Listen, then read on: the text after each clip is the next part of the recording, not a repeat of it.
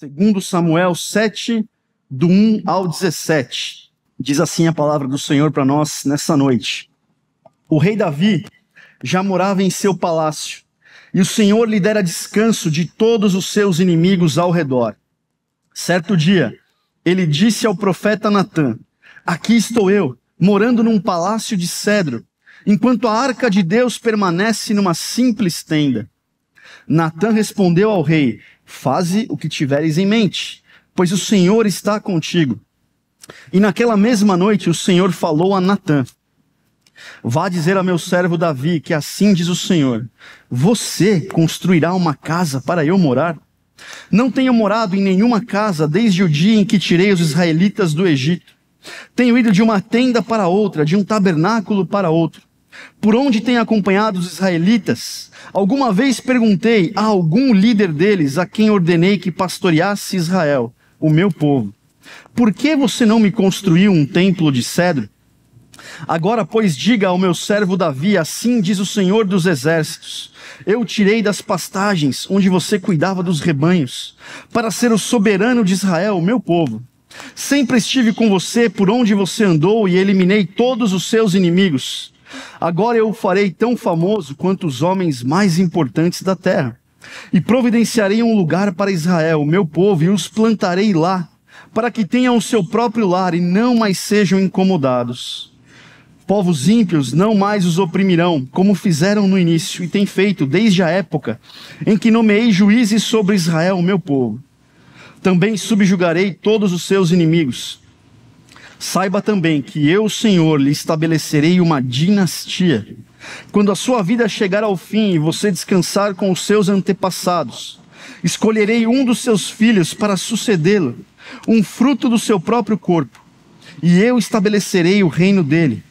Será ele quem construirá um templo em honra ao meu nome, e eu firmarei o trono dele para sempre. Eu serei seu pai e ele será o meu filho. Quando ele cometer algum erro, eu o punirei com o castigo dos homens, com açoites aplicados por homens. Mas nunca retirarei dele o meu amor, como retirei de Saul, a quem tirei do seu caminho. Quanto a você, sua dinastia e seu reino permanecerão para sempre diante de mim. O seu trono será estabelecido para sempre. E Natã transmitiu a Davi tudo o que o Senhor lhe tinha falado e revelado. Até aqui, meus irmãos. Vamos orar? Pai, obrigado por esse momento. Obrigado porque o Senhor reservou para nós, ó Pai, esse dia, essas horas, ó Pai, para estarmos aqui louvando como comunidade, aprendendo mais do Senhor, aprendendo mais, ó Pai, da Tua palavra, o Senhor que se revela, Pai, de forma progressiva e definitiva, Senhor, por meio de alianças, Pai. Fala conosco nessa noite, ó Pai, nos ajude a entender o texto, a expor o texto. Pai, que em tudo que for falado aqui, Pai, é o nome do Teu Filho amado, Jesus Cristo, seja glorificado, Senhor. Aplica, Pai, as verdades do Teu Evangelho por meio dessa passagem nos nossos corações nessa noite. Em nome de Jesus eu oro. Amém? Meus irmãos, é isso, nós percorremos a Bíblia. Então aqui a gente já viu, né? Deus criou a humanidade, lá Adão e Eva, colocou no Jardim do Éden, uma história que todo mundo sabe de cor e salteado. As crianças estudam ali na escolinha, fazem o desenho do jardim ali, colocam ali os animais e tudo mais. Nós sabemos, nós lemos a Bíblia lá em Gênesis 3, o pecado entra na humanidade, o povo ali, o homem e a mulher, o casal primeiro, tem a queda. E aí a humanidade vai de mal a pior, chega a ponto que a maldade humana é tamanha que Deus decide dar um basta. Ele quer dar um fim e vai recomeçar. E ele recomeça com Noé. É como se ele apertasse ali o botão de reset, né? Vamos lá, vamos começar de novo, dar um reboot ali na humanidade. Ele permanece com Noé ali. Noé tem também uma historinha bem famosa entre as crianças, da arca de Noé, cada um leva ali o parzinho de animais e tudo mais. Mas com Noé também não foi aquilo, Noé não era aquele homem ali esperado, aquela coisa de, puxa vida, com esse aqui a gente vai reconstruir tudo.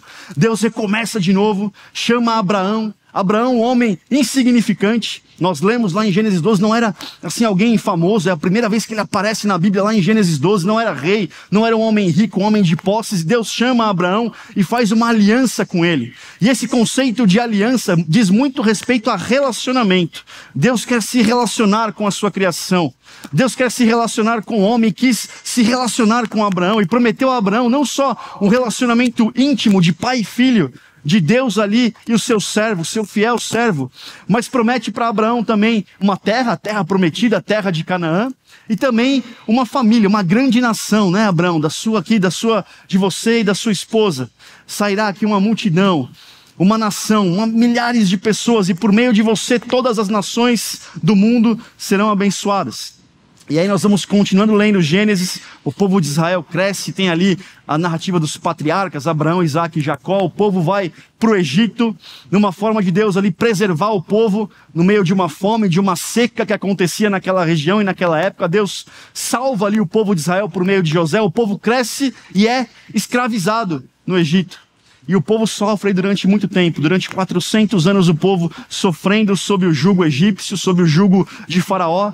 E Deus resolve intervir novamente na história, chama o seu servo, chama ali Moisés e chama Arão, tira o povo milagrosamente, maravilhosamente do Egito, leva o povo até o Sinai.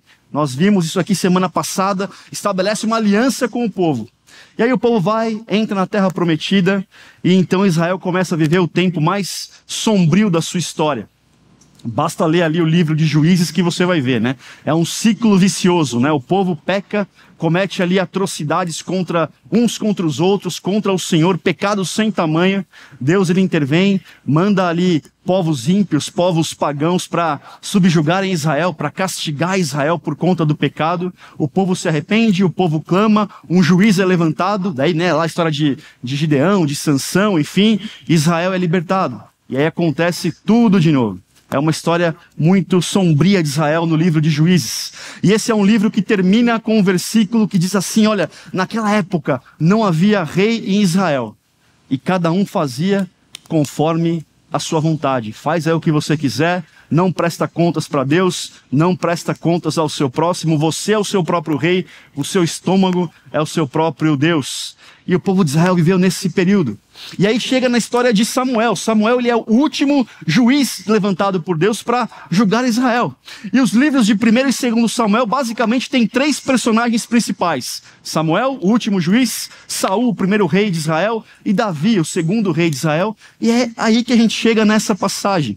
Israel, depois de muito tempo, meus irmãos, desde que foi chamado por Abraão, passou pela escravidão, Israel estava vivendo um tempo de paz, estava vivendo um tempo de plenitude, de bonança. E a gente vê isso aqui, né, no primeiro versículo do capítulo 7, esse capítulo que muitos julgam, né, muitos teólogos ali, eruditos, não só o capítulo mais importante de Samuel, mas um dos capítulos mais importantes de todo o Antigo Testamento.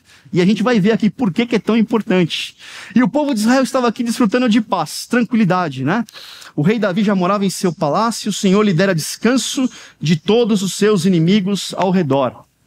O rei representava o povo. Se o rei estava bem, o povo estava bem. Se o rei pecasse e desencaminhasse o povo ia pecar e ia para caminhos errados. E nós vemos aqui que Davi, de fato, estava vivendo um tempo de bonança, de plenitude espiritual. Deus tinha dado para ele descanso dos seus inimigos. E é muito curioso, se a gente vai ler aqui no capítulo, o começo do livro de 2 Samuel, quanta coisa não acontece nesses primeiros capítulos, né? Saul, que era o rei de Israel, que perseguia Davi, ele morre, né? Em batalha ele é ferido ali, ele clama por um outro soldado para matar ele, porque ele estava ali agonizando. E aí a gente pensa, puxa, Davi deve ter ficado muito feliz com essa notícia, né? Muito pelo contrário. Quando esse soldado vai até Davi e conta, matei o seu inimigo, matei aquele que estava perseguindo você, ele me pediu para matar e eu transpassei ele com a lança. Davi fala assim, você não teve medo de levantar a mão contra o Senhor? Você não teve medo de matar o ungido do Senhor? Não importa que ele estava me perseguindo. Ele era o rei ungido de Israel, você matou ele. E por que você fez isso? Você vai morrer. E Davi chama ali os soldados para matar aquele rapaz. Mas a morte de Saul, até de certo ponto, foi benéfica para Davi, porque Davi vivia exilado. Quando ele sabe da morte de Saul, ele lamenta a morte de Saul, ele volta para sua terra, ele volta para Judá, ele é coroado como rei de Israel, ele vence ali uma guerra, uma espécie de guerra civil ali de Israel, unifica o reino, começa a reinar, tem vitórias militares e aí chega nesse dia, né? O texto não diz pra gente isso, mas eu quero imaginar Davi aqui num café da manhã. Sabe o café da manhã de domingão, quando você acorda, não tem aquela pressa de ir pro trabalho, pega ali o seu café com leite, seu pão na chapa. Davi estava assim, né? Acordou, estava lá lá de pijamão, roupão, Davi, meteu ali um pãozinho com requeijão na chapa. Puxa vida, olha só, agora eu posso descansar. Deus me deu descanso dos meus inimigos. Mas ao mesmo tempo que Davi desfrutava desse tempo de paz, desse tempo de sossego, por assim dizer, algo incomodava ele. E esse é o centro aqui dessa história, porque essa história, esse capítulo, ele só está na Bíblia porque Davi, ele pensa, ele tem um plano, ele quer fazer algo. Ele quer construir um templo para o Senhor. E ele fala, puxa, eu estou aqui, vivo num palácio de cedro, caríssimo, luxuoso, tem aqui todos ao meu dispor, basta eu estalar os dedos e as coisas acontecem como eu quero. E a arca do Senhor ainda vive numa tenda, vive no tabernáculo.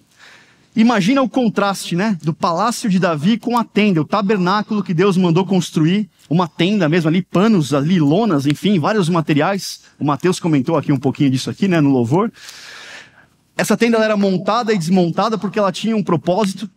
Deus, ele queria estar com o seu povo durante a caminhada, durante a peregrinação no deserto. Deus queria estar com o seu povo e caminhando com o seu povo. Desde lá do Antigo Testamento a gente já vê o princípio encarnacional, como diz os teólogos, né? Deus querendo habitar e caminhar com o seu povo no meio da adversidade também. Imagina essa tenda que foi montada e desmontada, que viveu no deserto, tomando sol ali. Imagina como é que estava, né?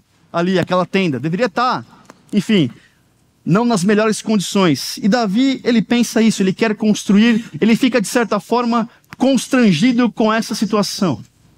E meus irmãos, eu acho que esse plano de Davi, a gente pode tirar algo positivo do que ele pensa e também algo não tão positivo assim. O lado positivo, meus irmãos, é que Davi, no momento de paz, no momento em que tudo estava dando certo para ele se preocupou com o Senhor, ele se preocupou com as coisas do reino. Ele ficou indignado com o fato de ele estar morando num palácio e a arca viver numa tenda. Eu sei que é difícil, mas tem muitos momentos em nossas vidas que a gente tem momentos assim, como Davi, né? Parece que tudo está dando certo. Está tudo bem no emprego, está tudo bem na família, não tem ninguém enfermo. Puxa, a vida financeira está azeitadinha, eu paguei o IPVA à vista, nem tive que parcelar o IPVA. Eu tive que parcelar, meus irmãos. Enfim, se você pagou à vista, Deus abençoe. Puxa, muito bom. Estou pagando IPVA ali, mas enfim. Em momentos assim, e se a gente for muito sincero com o nosso coração que é pecador, uma das últimas coisas que a gente faz é se preocupar com o reino, não é verdade? Uma das nossas...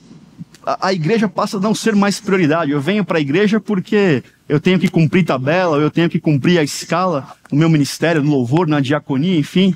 Porque quando tudo está bem, na verdade, eu quero desfrutar. E eu acho que as coisas estão bem pelos meus esforços, por aquilo que eu conquistei, pelos meus talentos. Não porque Deus fez algo por mim, né?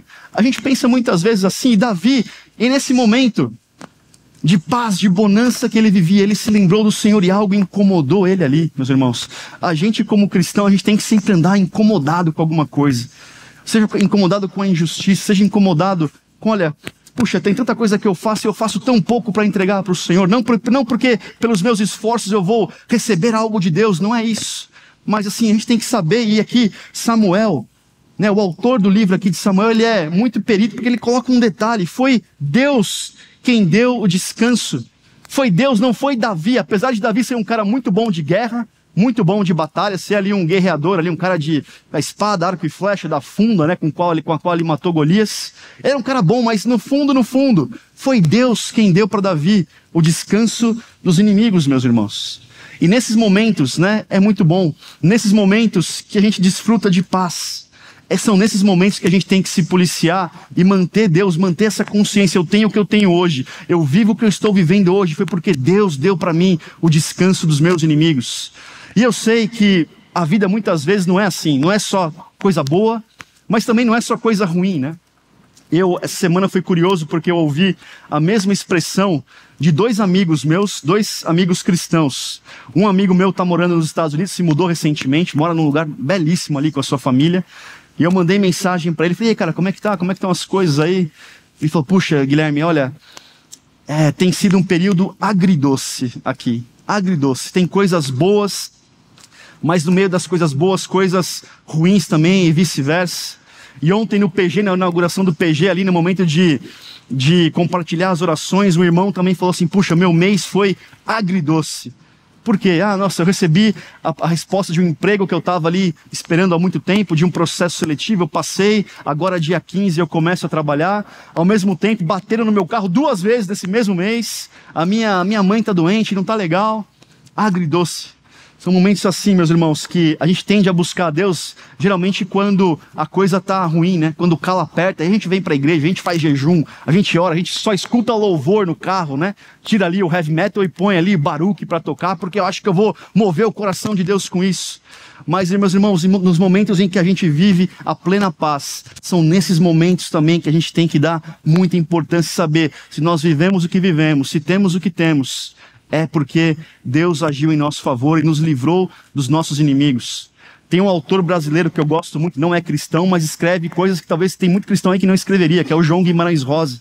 E ele escreve uma frase que é muito famosa, você deve conhecer, que diz assim: o correr da vida embrulha tudo. A vida é assim, esquenta e esfria, aperta e daí afrouxa, sossega e depois desinquieta.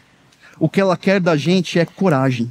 O que Deus quer é ver a gente aprendendo a ser capaz de ficar alegre no meio da alegria, ainda mais alegre no meio da alegria, e ainda mais alegre no meio da tristeza. Olha que frase, né? Depois procura lá, João Guimarães Rosa, esse livro, O Grande Sertão Veredas, é incrível, fica a dica aí de leitura. Meus irmãos, buscar o Senhor Jesus, quando a gente busca, quando o tempo é ruim, quando o dia é mau, é uma coisa, mas buscar a Ele, se manter fiel a Ele, se incomodar com as coisas do reino, quando as coisas estão bem, isso é ainda mais importante, eu diria. E aí eu falei, né, que tem uma coisa de Davi que talvez nesse desejo dele não é tão positiva assim. Davi, ele olha para o lado e fala, puxa, olha para o seu entorno e vê ali o conforto onde ele estava inserido, com o conforto com que ele estava vivendo, e quer construir um palácio, um templo para o Senhor também. E isso reflete muito a nossa tentativa de avaliar a Deus de acordo com os nossos critérios, né? A gente avalia a Deus e quer colocar Deus na nossa caixinha, naquilo que a gente acha importante para a gente.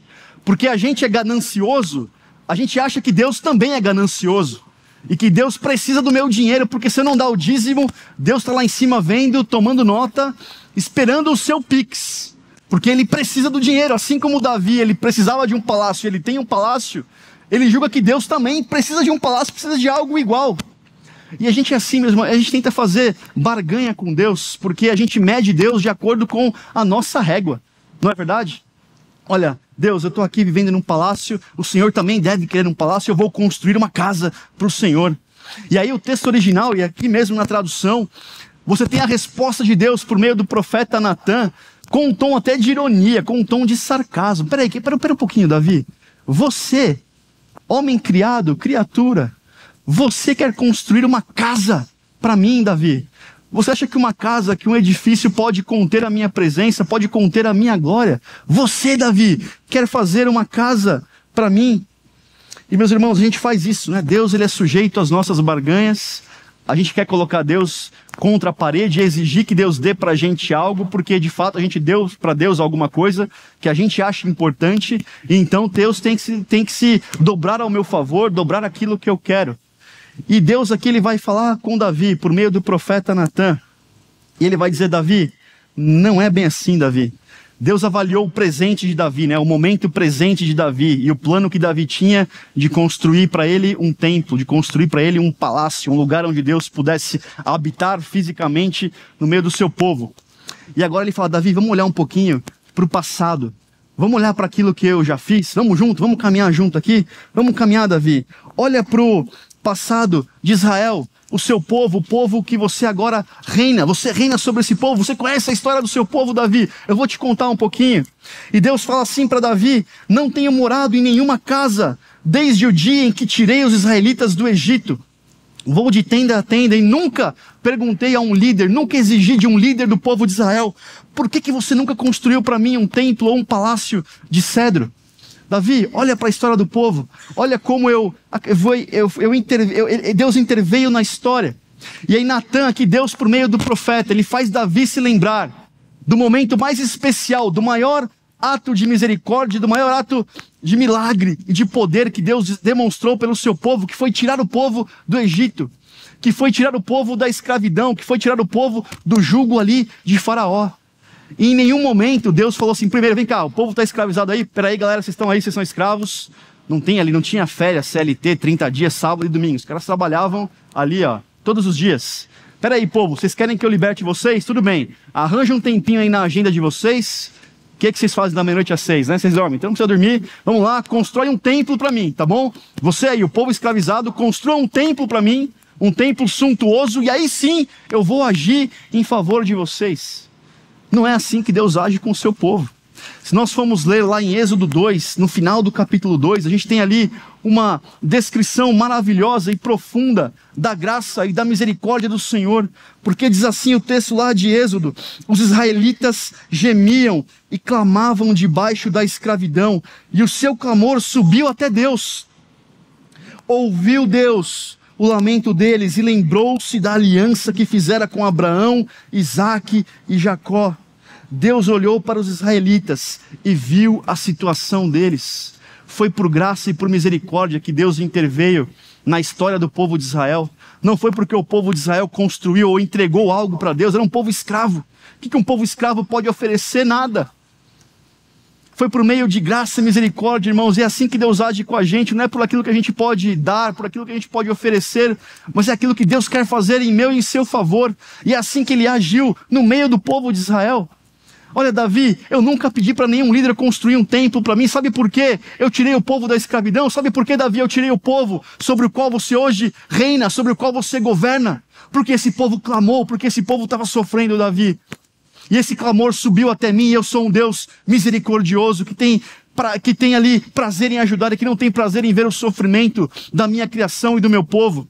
O povo de Israel, vocês sabem, não era nada fácil lidar com os israelitas no deserto, né? A gente tende a ler ali as histórias do povo de Israel, esse povo aí murmura, esse povo aí puxa, como se a gente fosse diferente. E ali diversas vezes, Êxodo 14, Êxodo 16, Números 20, basta ler ali, o povo é muito sarcástico com Deus, né? Ele fala, poxa, Deus tirou a gente do Egito para morrer aqui no deserto? Será que não tinha cemitério lá no Egito? Será que não tinha túmulo lá? Para que Deus vem aqui? Deus é sádico, né? Ele deu para a gente só um gostinho da liberdade, mas no fundo vai matar a gente aqui no deserto. Nas entrelinhas ali, por trás dessa declaração do povo de Israel, o povo queria dizer o seguinte, mais ou menos isso, olha, Deus é igual ao faraó. Deus é a mesma coisa, são farinha do mesmo saco. Claro, Deus é mais poderoso que faraó, mas em termos de caráter, é a mesma coisa. Um Deus sádico, um governante sádico, que vai aqui e vai matar a gente, que libertou para a gente morrer aqui no deserto. E Deus fala, não, eu não sou apenas mais poderoso do que faraó, mas eu sou muito mais misericordioso que faraó, porque eu libertei vocês, eu vou caminhar com vocês no tabernáculo, eu vou caminhar com vocês ao longo da história, e ao longo da história da redenção. Meus irmãos, são histórias assim, e assim como Davi foi convidado a olhar para o passado, nós também somos convidados a olhar para o passado e olhar para que a Bíblia afirma sobre quem Deus é e qual é o caráter de Deus. Não perca de vista quem Deus é. Aí fora está sendo pregado que Deus, ele é um juiz, é um Deus que só age em seu favor se você der o seu dinheiro, se você entregar o seu carro, e que se você é abençoado porque você é rico, e se você está desempregado, ou se você tem alguma doença mental, ou qualquer tipo de doença, você está em desonra. Não, meus irmãos, esse não é o Deus que a gente prega. Ou melhor, esse não é o Deus da Bíblia que a gente lê, que se demonstra com graça e com misericórdia. Que a gente não perca de vista quem é esse Deus que age na história por graça e por compaixão, pelo seu povo, por nós também aqui, o povo da nova aliança. Não porque a gente pode entregar para Deus um palácio luxuoso, mas porque Deus ouve o nosso clamor e ouve nossa aflição. E Deus fala para Davi, Davi, olha para a história do seu povo, mas olha para a sua própria história também, Davi. Olha o que eu fiz por você, você era um pastor, pastoreava o rebanho, você era literalmente o menor da sua casa, Davi. O que você tinha para dar para mim? O que você tinha para entregar para mim? Eu fui lá e escolhi você como rei no lugar de Saul. Igreja, talvez hoje você não esteja vivendo um tempo de bonança e de paz como Davi estava vivendo ali, né? No começo do capítulo 7 de Samuel, que a gente acabou de ler. Talvez hoje você está clamando lá como o povo de Israel, né? Clamando, e tem algo aí apertando o seu coração. Tem aí um diagnóstico, um exame que você vai fazer, isso não sai da sua cabeça. Tem aí a sua questão financeira, o trabalho, as contas que chegam e você fica desesperado, você ora ao Senhor. O que eu tenho para te dizer nessa noite, meus irmãos, é que Deus não é alheio ao sofrimento do seu povo. Deus nunca está ali ao nosso sofrimento. Sabe aquela oração que você faz, só você e o seu travesseiro sabe, ou só você ali no banho, no chuveiro, você clama e você ora, e você chora diante do Senhor. Deus está vendo você ali, porque Deus ele não está só redimindo um povo para si. É claro, nós só fazemos parte do povo da nova aliança, e é o povo que lá em Apocalipse, João vê, né? Povos de todas as línguas, raças e nações, nós fazemos parte disso. Mas Deus não olha para a gente como uma massa, é o povo, é a Igreja Batista Urbana. Não, Deus valoriza a nossa identidade individual. E é isso que Deus faz aqui, Davi. Olha para a história do seu povo, mas olha para a sua história também. Igreja, olha aqui para a Bíblia, olha para a história da redenção. A gente tende a ler a Bíblia e ver, puxa, essas histórias aqui são tão antigas, não dizem respeito a mim, né? Coisas que aconteceram lá atrás, povo de Israel, enfim. Olha para a sua história então. Pensa como é que você estava há um ano, há mês, há uma semana, enfim. Como Deus foi marcando a nossa vida, sem a gente sequer perceber, com pontos de graça. Como Deus foi marcando a nossa vida com misericórdia, coisas que a gente olha hoje e fala, puxa vida, olha, eu orei tanto por isso e hoje eu posso desfrutar disso. Ou eu não desfruto disso, mas eu desfruto de paz do Espírito Santo que habita no meu coração e me dá paz no dia mau, no momento da dificuldade. Olha para a história da redenção, mas olha para a sua história também, Davi. Olhe para a sua história também, Igreja Batista Urbana. O que Deus tem feito no nosso meio, meus irmãos, eu tenho certeza que no meio agridoce, né, nas coisas ruins e boas da vida, você tem motivos para se alegrar no Senhor, você tem motivos para bendizer o nome dEle, louvar o nome do Senhor. Bendito seja o Senhor que tem me ajudado e que tem me sustentado até aqui, porque o Senhor é o Deus da história do seu povo, mas é o Deus da minha e da sua história também, e a gente não pode perder isso de vista, meus irmãos. E talvez foi aí que Davi, né, inspirado nesse olhar para o passado, que ele compôs lá o Salmo 8, que é um salmo tão famoso, né? Ele fala assim no Salmo 8, quando contemplo os teus céus, a obra dos teus dedos, a lua e as estrelas que ali firmaste, pergunto, o que é o homem para que com ele te importes, e o filho do homem para que com ele te preocupes? Deus, que é o Criador de todas as coisas, se importa e se preocupa com a gente, pequenos aqui, homens e mulheres, pecadores, e Deus se importa conosco na individualidade também do nosso ser.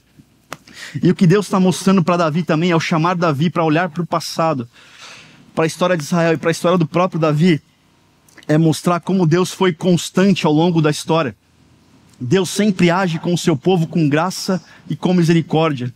Não importa qual que era a situação do seu povo, se era um povo que estava sendo escravizado, se era um povo ainda em formação, se era um povo numeroso, ou se é um povo que estava desfrutando aqui de um bom reinado de Davi.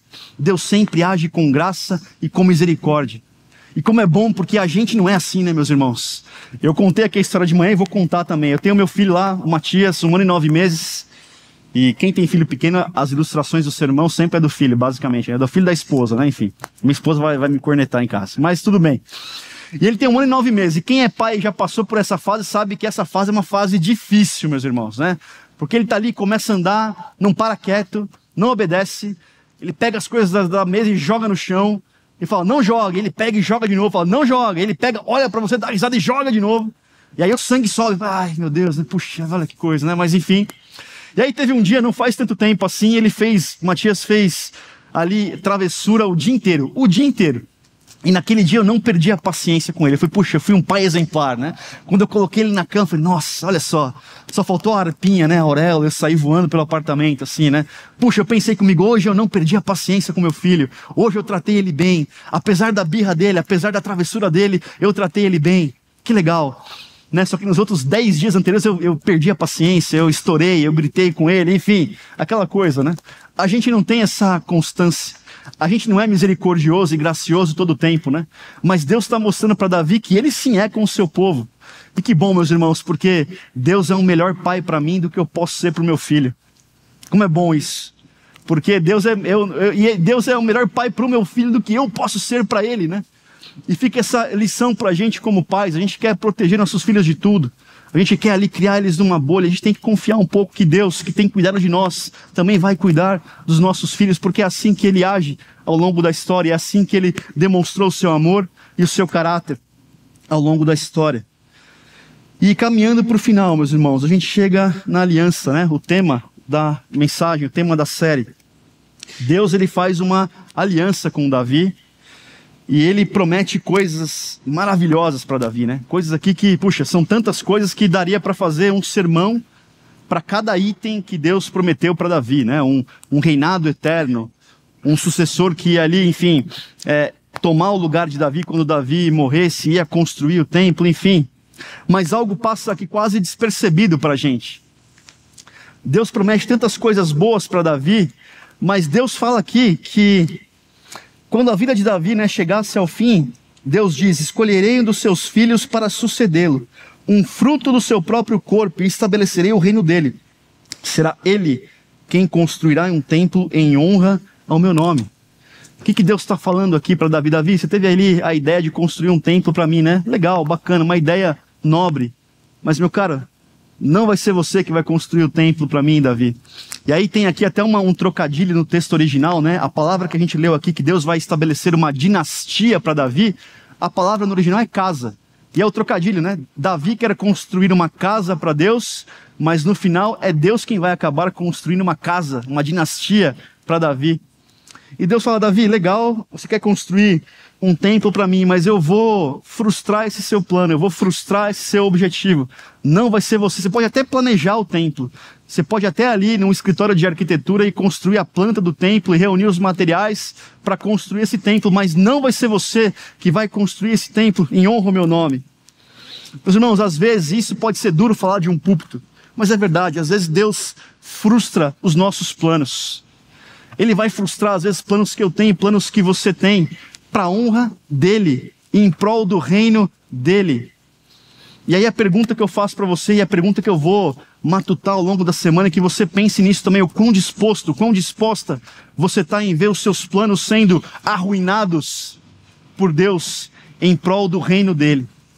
Eu vou contar uma história que eu contei de manhã também aqui, que é uma história muito pessoal, mas minha família não era, eu não nasci num berço evangélico, minha família não era cristã, e o primeiro da minha família a se converter foi o meu tio. Eu tinha lá por volta de 5, 6 anos, meu tio se converteu, foi estudar, foi para o seminário e foi pastor durante muito tempo. Hoje ele já é aposentado. E aí eu era criança, eu ia para a igreja e eu via meu tio pregar ali, e eu criança, né, e claro, inocente, não tinha a dimensão do que era, da importância disso daqui, da responsabilidade que é isso. Eu falava: puxa, eu quero fazer o que o meu tio está fazendo ali, eu quero estar lá em cima, eu quero estar falando da Bíblia, eu quero estar explicando a Bíblia para o pessoal. E aí vai um pouquinho, né, do Guilherme pequenininho, vai para o Guilherme lá um pouco mais velho. Na faculdade eu fui fazer jornalismo, né? Coitado, que escolha, jornalismo, o que eu vou escolher, né? Tanta coisa legal, engenharia, direito, arquitetura, jornalismo, que beleza. E eu fui pro jornalismo porque 95% dos meninos que fazem jornalismo fazem porque querem trabalhar com esporte. Eu queria trabalhar na Rádio Bandeirantes, eu queria cobrir ali o futebol, queria estar no Morumbi, né? O templo sagrado, esse é o templo sagrado do futebol aqui na América do Sul, Morumbi, né? Queria estar ali, né? Testemunhando a história acontecendo, enfim. E aí o meu sonho nessa época era trabalhar no canal chamado ESPN. Quem gosta de esporte conhece a ESPN. E aí uma vez abriu ali um programa de trainee e eu me inscrevi, falei: agora eu vou para a ESPN, eu vou lá. E foram 7 etapas. Parecia que eles queriam encontrar o CEO, não o estagiário, né? 7 etapas ali. Passei na primeira, na segunda, na terceira, quarta, quinta, na sétima. Cheguei lá na sétima. Me chamaram, eu achei que eu só ia lá para assinar o contrato e já começar na segunda-feira. E aí o senhor lá que me entrevistou, chama José Trajano. Quem também gosta de esporte vai saber quem é o José Trajano. Ele falou assim: rapaz, seguinte, você é bom aí, isso é legal, tal, tem potencial. Você topa trabalhar de sábado e domingo? Porque aqui onde o fogo pega é sábado e domingo. Domingo principalmente. Segunda-feira você pode tirar folga, mas sábado e domingo é aqui, tem que estar aqui. E eu pensei: puxa, né? Domingo tem igreja, né? Domingo tem lá, eu dou aula na escola dominical, eu toco. Puxa vida. Sabe o que eu respondi para ele? Tô dentro, bora lá. Pode contar comigo, igreja, né? Vou quando der e pronto, acabou, né? E muito bem, meus irmãos, eu não passei. Cheguei lá na última etapa e não passei no processo seletivo. E aí vê lá, né, o Guilherme que queria pregar, e eu não trabalhei no domingo, né, não fui para lá, porque talvez Deus sabia que aqui em fevereiro de 2025 eu estaria aqui falando para vocês e falando da Bíblia para vocês. E eu estou compartilhando isso porque eu sou bom, porque Deus, ele olha para mim: nossa, esse cara aqui é essencial para o meu reino. Não, meus irmãos, isso é só um exemplo de que Deus muitas vezes frustra planos e sonhos que a gente tem em prol do reino dele. É claro que no momento eu sofri, é claro que no momento eu fiquei chateado porque eu queria trabalhar na ESPN, mas tem coisas da nossa vida que a gente olha em retrospecto e fala, puxa, como Deus foi trabalhando, como Deus foi usando nossos dons, nossas aptidões, nossos talentos em prol do reino dele, em prol de que pessoas conhecessem o evangelho e fossem libertas dessa opressão aí fora, meus irmãos. Deus frustrou o meu sonho de trabalhar na ESPN. Talvez Deus, numa oração que não te responda, talvez numa coisa que não está dando certo na sua vida, é Deus sendo misericordioso com a gente também. Misericordioso até quando Ele não permite que nossos planos e nossos sonhos sejam concretizados, meus irmãos, porque o Evangelho e o reino de Deus não é sobre mim e sobre você. É sobre nós servirmos a um propósito maior, que é fazer com que o Evangelho seja ministrado e propagado e que pessoas conheçam acerca do Senhor Jesus. E, meus irmãos, nas alianças que a gente vê aqui, um ponto curioso de tudo aquilo que Deus prometeu para Davi. A gente vê que teve coisas que realmente foram cumpridas no tempo de Davi, no tempo em que Davi viveu, naquela época, ou depois que Davi morreu. Mas teve coisas que não foram cumpridas. E parece que Deus ali, puxa, Deus não é fiel à sua palavra, né? Vamos começar pelas coisas que foram cumpridas, né?